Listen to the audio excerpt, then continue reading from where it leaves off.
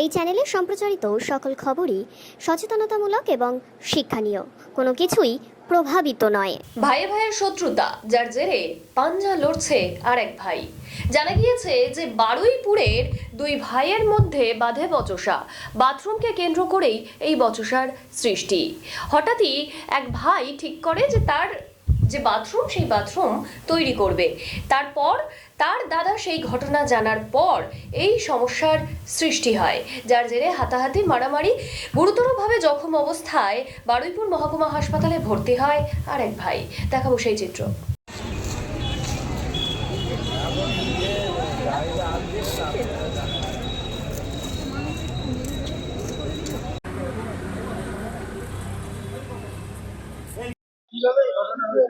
ওই আমি মানে কেউ ছিল না বাড়িতে, একটা ছেলে একটা মেয়ে আছে আমার।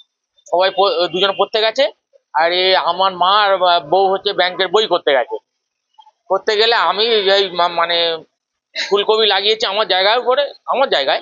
আমি হচ্ছে ঘাস হয়ে গেছিল, আমি ঘাসগুলো পোষা করছি আর বলছে আমি এখানটায় বাথরুম করব, পায়খানা করবো। এবার ওই কথা বলতে বলতে তার হচ্ছে দাদা হচ্ছে গালাগালি করছে, ঘরে বসে টিনের ঘরে বসে বসে।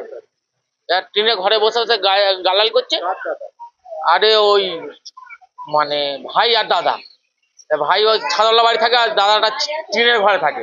ও গালাগালি করছে, আমি আমি বলছি এই তুই গালাগালি করছিস? আমি আমার জায়গাতে বলছি আমি গালাগালি করছি, তোদের তো কোনো একটা উল্টো পাল্টা কথা বলি না।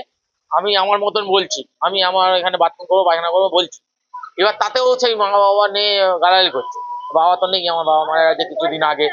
এবার না, আমার নিজের লোক হয়, আমার মামার ছেলে হয়, কিন্তু ওরা টাইটেল পাল্টেছে। এখন এখন নস্কর হয়েছে। আগে আমরা ও সিং ছিলাম, এখন নস্কর হয়ে গেছে।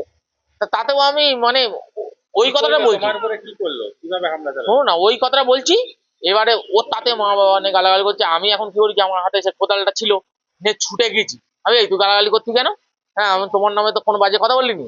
ওই নিয়ে হচ্ছে হচ্ছে ছোট ভাইয়ের বউ যেই ঝগড়া হয়েছে, বলছে ঝগড়া হচ্ছে। এবারে ও হচ্ছে পেছন থেকে একটা শাবল নিয়ে এসেছিল, দেখিনি। এসেই এবারে গায়ে হাতে তো মেরেছে। মেরে এবার যেই শাবল দিয়ে মারলে আমি পড়ে গেছি। পরে আমি হাত দিয়ে চেল্লাচ্ছি, করে চেল্লাচ্ছি। এবার লোকজন ভর্তি হয়ে গেছে। তার মধ্যে ওই বউটা কি করেছে, শাবলটা নিয়ে সাইড করে দিয়েছে। আমার নাম পাপ্পু সিং। ওর নাম হচ্ছে রবিয়া নস্কর আর ভোলা সিং। বাড়ি ওই চাম্বাড়ি, শোলগালিয়া।